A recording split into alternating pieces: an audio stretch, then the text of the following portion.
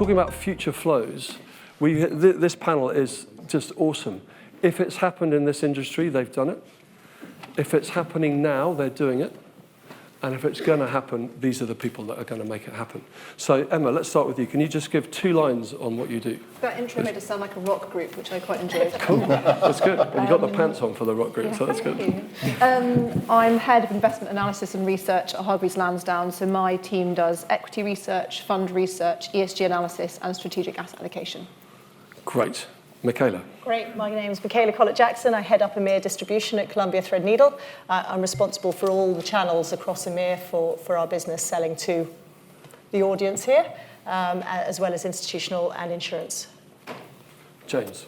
I'm James Rainbow. I'm head of the UK asset management business at Schroders, and I have done a couple of things in our wealth businesses as well. I'm currently a non-executive on the Benchmark Capital Board. Excellent. And David? Good afternoon. I'm David Moffat. I head up proposition and industry affairs for SS&C. We're one of the sponsors here today. Our day job is that we fundamentally provide administration services and have the privilege of actually working for just about half the asset management industry and a fair amount of what is now the wealth industry too. So we get that wonderful overview sometimes. There you go. So if you're helping consumers, if you're helping advisors, if you're working with advisors, or you're putting the plumbing in, these guys do it all. So they see everything. Now, of course, you will know in the panels I run, there are 5 panel members. We have 4 here, and you are the 5th panel members. This is your session. This is your chance to ask the questions you want to ask or share the views that you want to share. There is a mic. We are going to throw it at you, and we can get to the top deck, okay? So if you've got a question to ask, please just shout. Before we start, first of all, I must compliment you. You're the best dressed panel I've ever had, so thank you for that and showing the form and showing me up. I'm just going to read out what we concluded last year, what the other panel did. Verona, Kev, Duran, Joffe, and Elgin. It was actually Justin, but they wouldn't call him Justin because he'd just gone somewhere else, so it was Elgin. And we're going to talk about what was the conclusions last year, because I expect we'll talk quite a lot about this. And when I've read this out, you'll never invite me back for future flows, so that's good.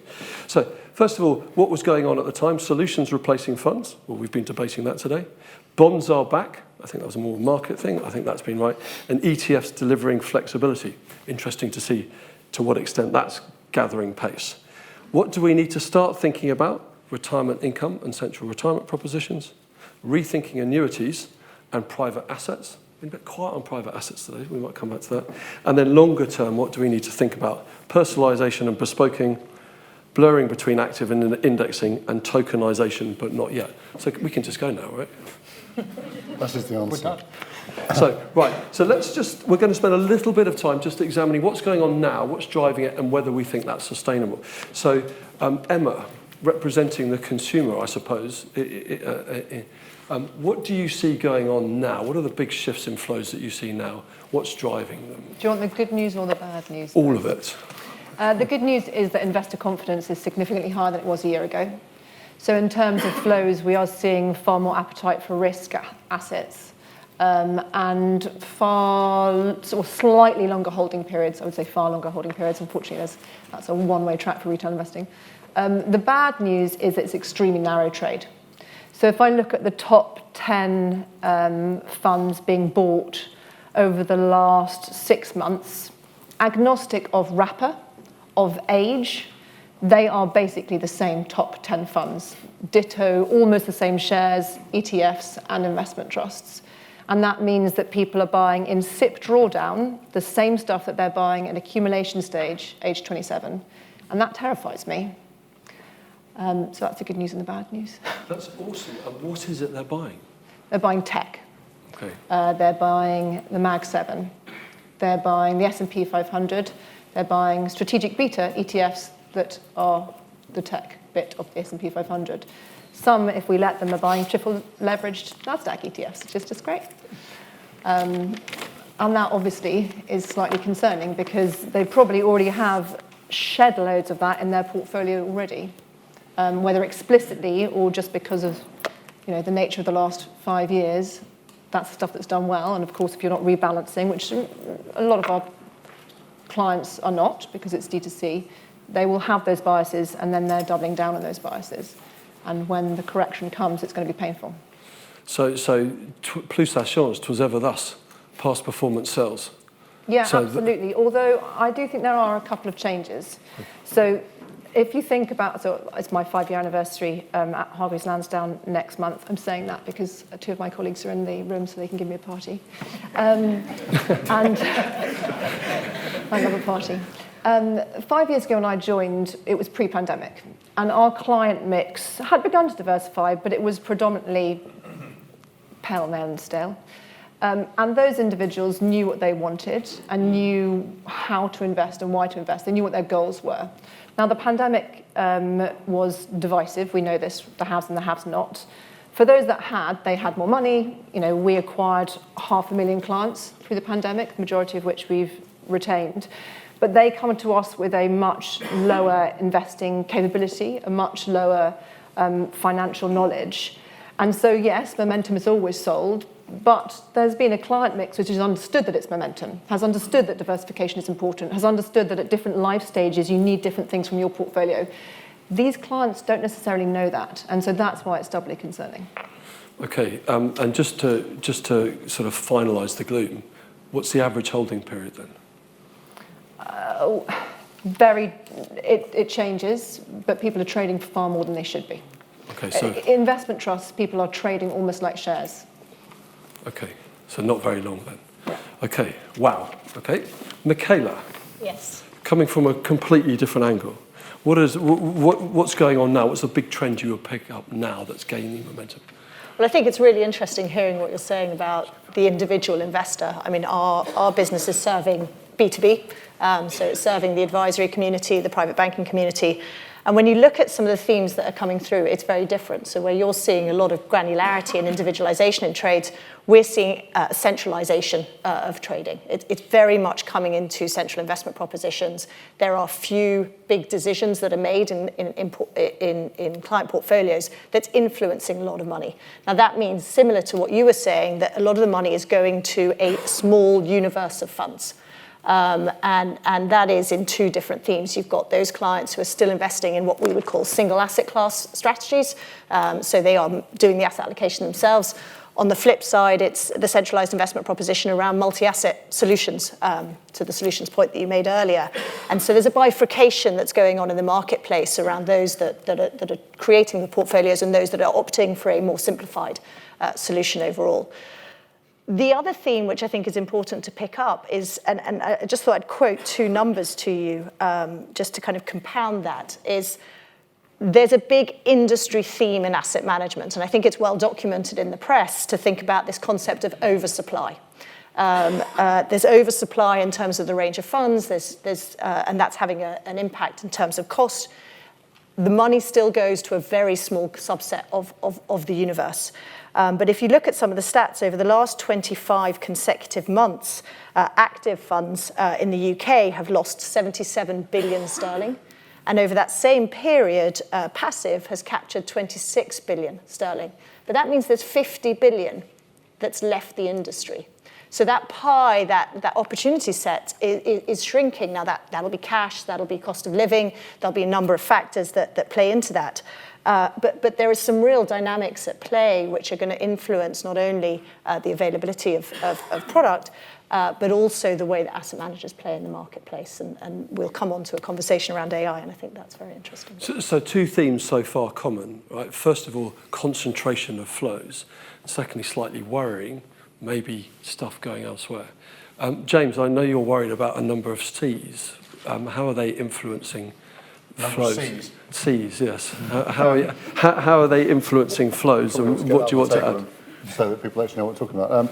So it links to what Emma and Michaela have already said. I mean, the three things that I described when we had a conversation about it, which was cost, consolidation, and consumer duty. So, in terms of how that's driving flows and change. So, I think that the cost section, I think, is well rehearsed, but I think it's people who are, we hear it a lot from clients who are getting statements. They're seeing the total cost of their portfolio, not just from an asset management perspective, but when you unpack all of the costs, And I think for the first time starting to question that, which is interesting, and how that's being, how people are responding to that is changing the portfolio, changing portfolio composition, adding frankly cheaper exposures into portfolios. I think consolidation is, and Michele's already spoken about it, but it's not so much an asset management level, but if you think about the amount of consolidation that's going on, particularly in the advice and wealth market, the natural conclusion of that is that you've just got fewer buying centres. You've got fewer people taking individually much larger decisions. I think some of that will reshape flows in terms of the use of funds versus sub-advised portfolios or segregated accounts. There are now some very, very big buyers of asset management services broadly, and that will naturally start to shape their thinking. That again links into the cost section as well. And then the sort of broader points about consumer duty and the sort of regulatory driver around the consistency of outcomes and so on. And I think again that points you to a narrower field. You end up with naturally, if you want to control the range of outcomes, you just need to control the variability in those outcomes. And so all of that points to exactly as both Emma and Michele have already said. I mean, that's just a narrower and narrower field in which asset managers are operating or being asked to operate. So I don't think that's necessarily. I think that's more forces upon that are reshaping fund flows from outside the asset management sector. But I think that they are, and I think the three themes are really interesting. I guess just the final point I'd add is that what's really interesting is that we think at some point this year we're going to see a turn in the rate cycle. If you think about what we've described, if you look at Morningstar fund flows, there was $1.1 trillion that went globally into money market funds last year, when compared to about $60 billion of everything else. There's a lot of people with a lot of cash. Your theme on bonds are back. Well, yes, but they're expressed in really short duration assets generally. And then you've got the tech sort of question that Emma raised earlier. Again, in terms of that narrowness, is that a relatively narrow trade where people are really underallocated to duration at a time when that's about to turn? That's not expressing an investment view, but is that a natural consequence of what we're seeing in terms of fund flows on shaping our future? Okay, David, what are you seeing? Are you seeing any material shifts at the moment?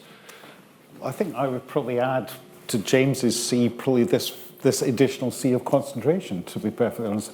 Emma kind of alluded to it as well. The number of controlling minds, the number of people actively making decisions about what funds get bought and which funds don't, to my mind, is probably down to a couple of hundred or thereabouts in our industry in the UK.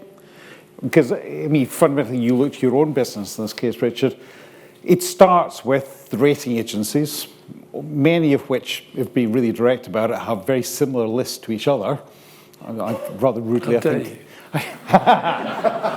Dare I say it, there's a degree of homework copying or hugging of indices goes on.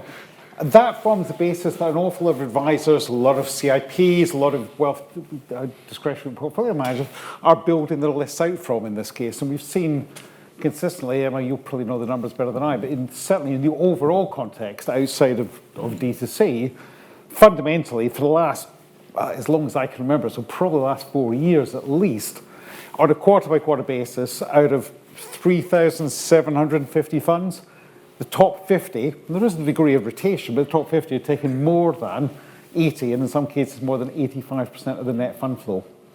So either that tells you at one level there is a grotesque oversupply in the asset management and fund industry as it stands right now, even allowing for that level of rotation, or alternatively, what we've ended up with is a model and a distribution decision-making process which has become so concentrated and so consensus-driven that we ended up with a situation that it's really, really hard to run and come up with new innovative ideas that actually gain any kind of major traction in the industry right now.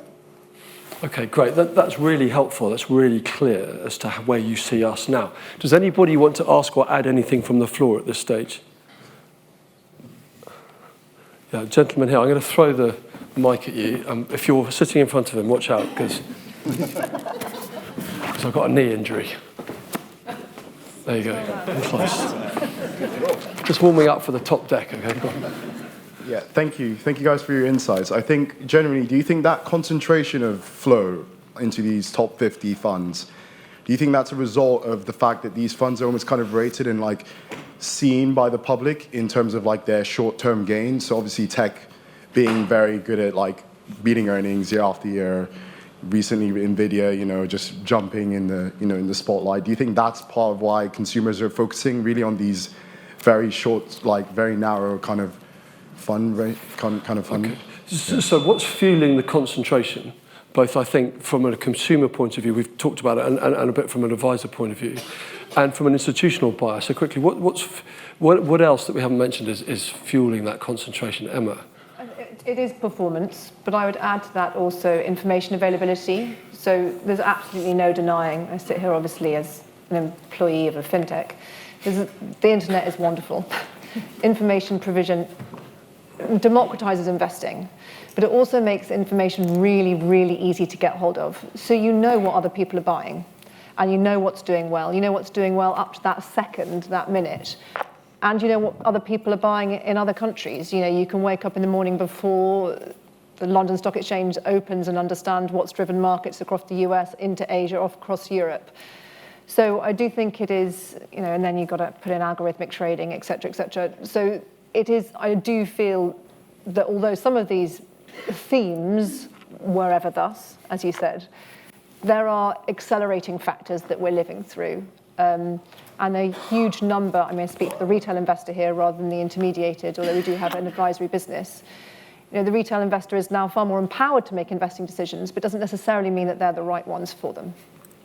Okay, Michaela, what would you add in terms of from an institutional perspective, perhaps? I think it's interesting because actually, it's sort of almost two ends of the coin. What centralisation has driven is a professionalisation of the investment process.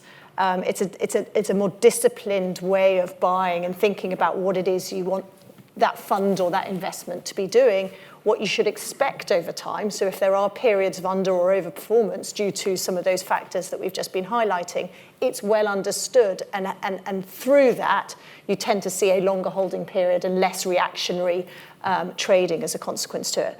What we're seeing as a consequence to that, when you look at where the appetite is going, it is very much to what I would say core asset classes. It's not going into the themes. It is looking much more at the heart of the portfolio, whether that's global equities, whether it's US equities. It's coming back to those kind of almost traditional building blocks inside the funds, and the appetite for that. You might go down the market cap spectrum. There's an argument to say that there might be a sustainability spectrum that folks might start to think about as we go forward, as we've seen some of the different performance trajectories that have played out there. But I think it is coming back to actually the stickiness of flow in the institutional world is higher now than I think it's been before. When I say institutional, I mean B2B, so the advisory world. Do you want to add anything? And maybe, so are the professional investors actually more professional?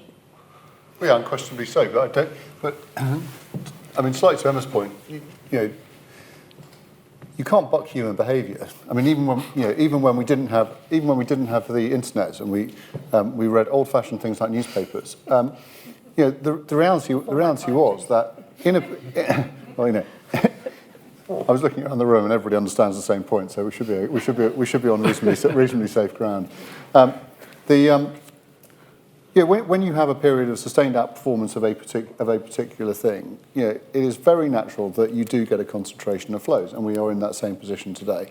It kind of it was ever, you know, it sort of was ever thus. You know, I do think I absolutely agree with you that there has been, I guess, the sort of positive side of the consolidation argument is the fact that you end up with firms, you know, like yours who are professional allocators, you know, professional researchers and allocators of funds.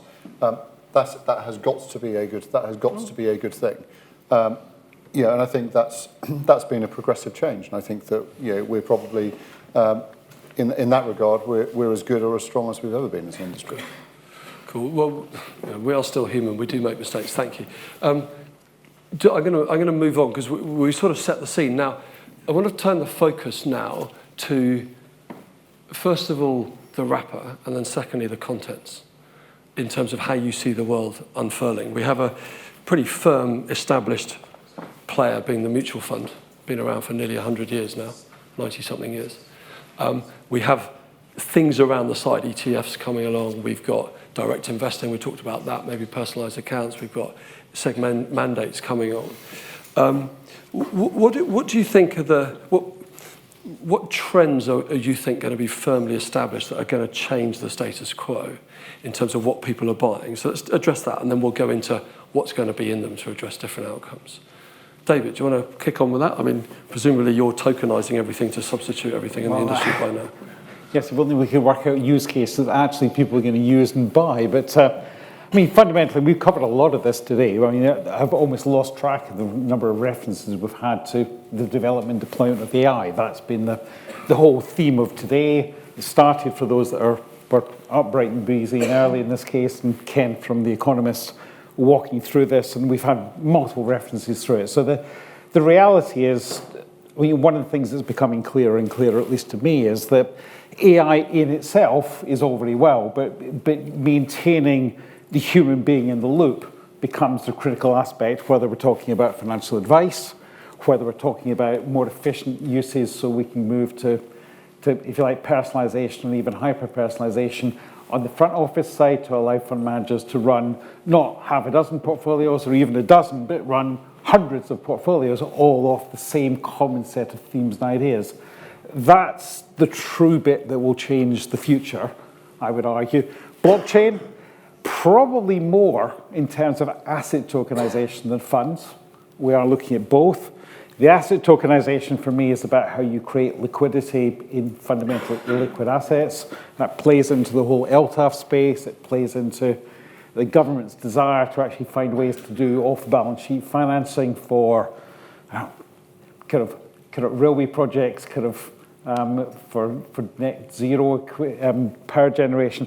All of that is no longer going to be financeable by the government of whatever political hue it's going to be come the next election. At the end of the day, there's a limit to how far you can increase tax. There's a limit to how much you can borrow, because let's face it, Liz Truss tested that to destruction. The only way you can do this is to actually come up with ways of actually using private equity to actually finance a lot of those true investment. And the fundamental lacking element in the UK economy in the last 15, 20 years has been investment. And that, I think, and tokenization is probably about how you create liquidity, albeit synthetic liquidity and trading capability around assets which otherwise are inherently illiquid. Okay, so let's pick that up, talk about private markets, private equity, private debt, and thinking about the wholesale market and the consumer market, dare I say it. James, there's lots of talk about people wanting to use alternatives, particularly private equity, private debt. There's an inherent tension between illiquidity and the desire for instant liquidity from some people. Is a lot of future flow going to be directed this way? I'll let Emma comment. Yeah, thank you, Richard. I'll let Emma talk about the consumer stuff. I mean, I think that if you look at the numbers, particularly the wealth sector is structurally underallocated to private assets of any sort of description, and there is, to your earlier question, there is more choice in terms of wrappers that you could express those views, and the availability of choice in public assets continues to shrink, and so I think there does come a moment where there is a tipping point where people do need to think about it, and they do need to increase allocations, because your choices around expression of risk-based investing, I think at some point is going to need to include a conversation about private markets. Does that mean we're going to see a flood of assets? I think that's much more nuanced. How's it going to come? Well, the points about wrappers is really important, but there is a great deal of choice that is now available. I think naturally it goes to a size point and probably runs out of steam. So I don't think we're going to see widespread adoption from the D2C market, for example. Now Emma might disagree with me, but I do think that for people with a certain portfolio size, with their money professionally managed by a wealth management organisation, this is becoming an increasingly relevant conversation. Okay. Emma, much as I'd love you to disagree with James on this, part of me hopes that you're not. What about for the D2C market? Does that mean you're not going to sell me your LTAFs anymore? No, we'll still have a go at that. I don't agree, I'm afraid. Very boring. With a couple of caveats. The average client portfolio size on HL, much as our client mix in terms of their financial capability and knowledge, and indeed age, has changed a lot in the last 5 years. The average client that we're onboarding today is 36. So, Amir from Strategic Wealth was talking earlier about how he scoops up people that the Swiss private banks won't take at 1 to 3 million. Well, we've got clients who have just a couple of grand with us. Obviously, it's not suitable for them to have private equity in their portfolios because it should be a small part of a well-diversified portfolio. But for our larger, higher net worth, if not high net worth, then absolutely there is a place. And we also have a workplace business, so we're exploring where private equity sits within that, where private equity sits within our asset allocation models for advised. But for the majority of retail investors, actually, the struggle is not whether they should have private equity, it's convincing them that they need other sectors, other geographies, other asset classes, other than at the moment US equities. So I think we just need to take a step back and get the basics right for the majority of retail investors, otherwise they're never going to reach their retirement goals. Okay, I'm going to just ask about ETFs, Michaela, sorry. And over there, we've got Heather Christie of BlackRock, who's got the mic in her hand. And BlackRock may or may not be involved in ETFs. In the UK, let's be parochial for a minute, because we know about the adoption of ETFs in other markets. In the UK, to what extent are ETFs threatening the mutual fund or digging more into the market? And then I'm sure Heather will come with a view and ask some even more awkward questions. Sorry. Yeah, no, absolutely. I mean, it's an interesting question and actually links a little bit to the alternative side, because there's an operating model consideration here as well. It's all very well to have a wrapper. It's all very well to have the investment piece of it. But there's a back end, and we've heard about, for all the advisor communities here, about the digitization of your tooling, the back end of that to enable model portfolio services to handle ETFs or illiquid wrappers in whichever shape or form isn't there yet. And so there is a constraint in the industry, I should say, of enabling different types of wrappers to be prevalent, whether it's right or not for the overall investor. If you manage to Moffat, so, he's going to well, solve exactly. this I was going to say. So, David, you probably have more around this, but I do think there's a structural issue that is going to constrain some of the momentum in this, certainly in the UK market. Okay, so do you want to come into that? Is your plumbing up to scratch yet? The answer is, I don't think our plumbing will ever be quite up to scratch in that context, but I think that we are certainly seeing more of a significant move towards a certain segment of the market wants to use the flexibility of an ETF structure. And I think the interesting bit is, will we see European ETFs do the same as we've seen in the US, where we'll get specific share classes of existing 40 Act funds in the US launched to support a specific ETF model in this case as well. I mean, there are other bits as well. If you're going to run an active ETF, being required as you are in Europe to actually publish the full NAV description, just begs high-frequency traders to just basically rape and pillage your performance, to be honest. And that probably needs to change, but I think that's an interesting point on the active ETF, because we were debating it actually just yesterday internally, which is it the ETF wrapper that makes it in the US there's a tax advantage and there's a real trigger for change, which is why it's relevant there. But in the UK or more broadly in Europe, is it the ETF wrapper or is it the demand for lower cost active? Yes. And so there's a debate there, right? Yeah. No retail investor, and please tell me if I'm wrong, if any of your clients have asked for this, ever comes in and says, I want an ETF. They say they want an exposure to a particular asset class or a particular market or even a particular stock. You know, people are structure agnostic. They want investments that help them meet their goals. Okay. Being back to keeping things simple, right? Well, yeah, I mean, And we've got to bring Heather in, so be quick. okay. But I mean, I think that slightly to David's point, the structure agnostic thing is kind of, it depends on, you're structure agnostic depending on, you know, how your plumbing is built. So if your plumbing is built to deal, you know, to trade in equities, then an allocation to an ETF, whether it's to buy an exposure or something else, is just a convenient way of doing it. If your plumbing is pointed towards buying mutual funds, then actually it becomes really quite clunky to buy that same exposure. So behaviourally, you're going to look for one or the other, depending on how your infrastructure looks. I mean, it seems to me that in terms of the sort of barriers that Michaela's been describing, you know, it's a fork in the road at the moment. The blending of, well, you can just buy anything is absolutely fine, doesn't really exist in the UK. Okay, because sorry, we're going to come. Heather, you've been very patient. Thank you. It's the plumbing that's really creating that differentiation that we heard in the debate this morning, right? You know, we heard Justine talk about the rise of MPS. MPS has really risen as a function of the platform market here in the UK, and you get certain exposures within the MPS because they play nicely with the platform structure.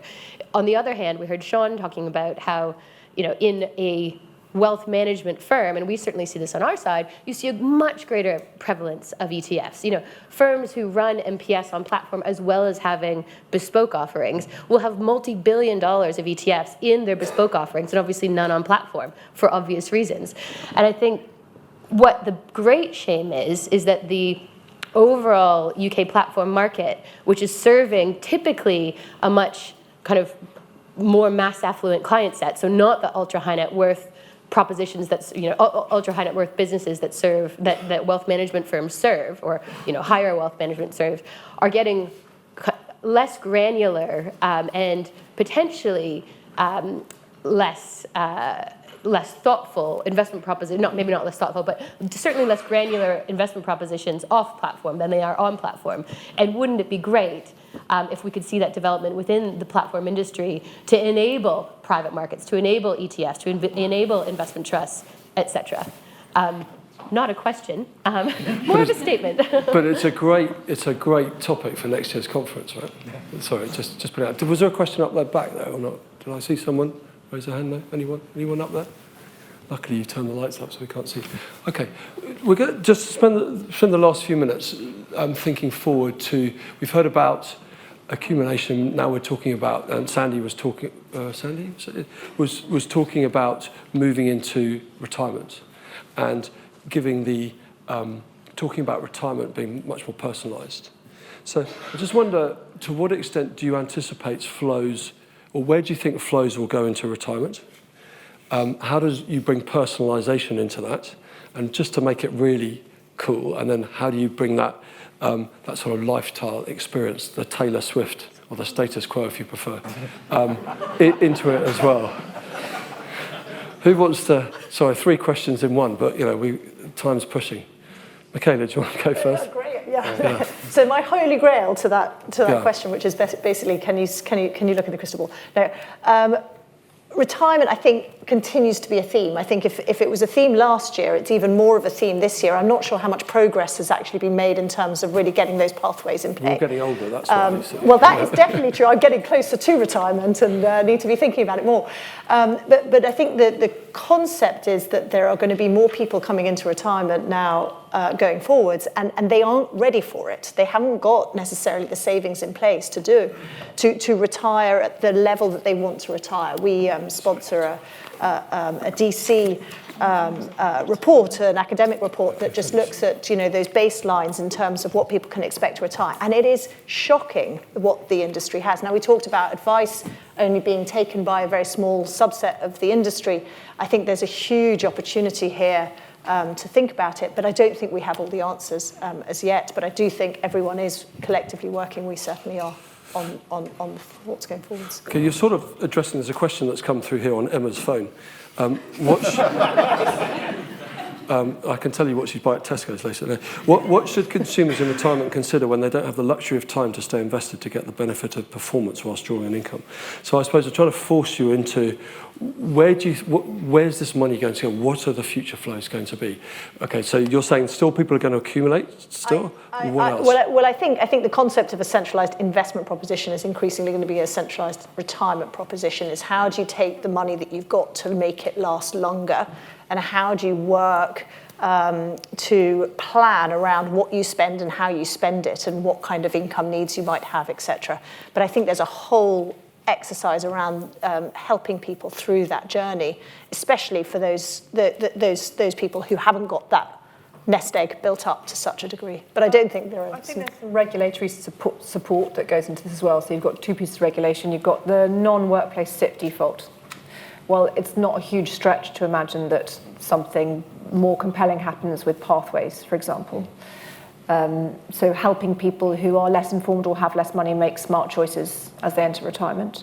And then there's the advice guidance boundary. So for all those individuals who can't be served by the people in this room because other regulation has made it untenable, that steps in to help scoop up the rest, to help people better prepare for retirement and then understand the choices they have in retirement. You know, people need to be educated about the fact that some people may have to choose between leaving something behind for the grandchildren and having sustainable income in retirement, and that is just that's just reality.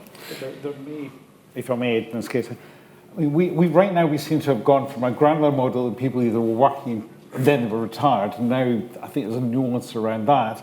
But equally, I think we're going to have to become more nuanced in the understanding that deaccumulation may be different through your 60s and your early 70s as opposed to your later in life deaccumulation in this case. And I think a lot of that, to your point, Emma, will come down to, I think we will see a number of asset management products develop which have more overt elements of outcome-based solutions in this case.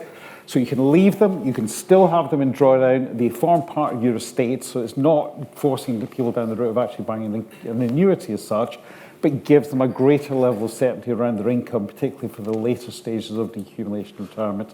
And that was being suggested earlier by Sandy. I think it was just talking about this generation, our poor generation, and not as rich as our parents. So there you go. James, what are people going to buy? Where's the money going to flow? Well, I do feel really, really strongly about the fact that there is no substitute in this particular point of your life when you're making complex choices to going out and getting some advice. And I absolutely believe it's worth paying for. I also think that for the people who can't be served, then the points that Emma's just made are also critically important. I think that there is an element where, to some extent, people understate duration.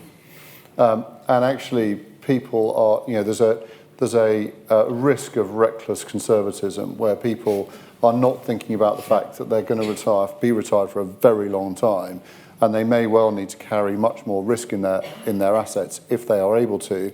But for those that can't, it did strike me that you said last year the theme of the conference was bonds are back. Of course, when bonds are back because interest rates are back. Well, when those two things come together, annuities are back as well. So actually, I think that people do start to have more choices in how they think about their retirement income and their retirement savings than just drawdown. But if you can't get advice, then I think that some of the things around policy interventions that Emma said are critically important. We've got to get that right.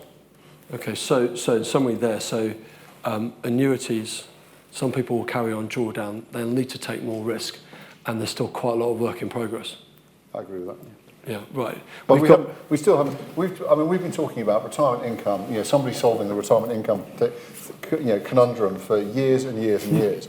And so far, we seem to have got to an annuity and a drawdown thing, and that's about it. So, there doesn't seem to be any kind of, the collective industry sort of brains trust has not solved this issue. Or it's doing okay. But not for enough people. The niche, but in terms of everybody has talked about it for a generation, but we haven't. There hasn't been something different. It remains for me to thank our panel. Before I do, I hope that was interesting. It just goes to show the best brains in the market are doing their very best, and we're still working through real live issues and problems and challenges. whether structurally whether people can get advice or not. Actually, what investment strategies should they be pursuing? Can they get access to them? And some of the challenges for that. I think the industry is doing a pretty good job. We've got a long way to go. There's a lot of pressure, there's a lot of competition, there's a lot of forces on us, which is good because it keeps us on our toes. And I'm, for one, reassured that these fine people are involved in that. So will you please, first of all, thank you to you for your questions and for your interest. And secondly, thanks to Emma, Michaela, James, and David for their insights. Thanks very much, guys.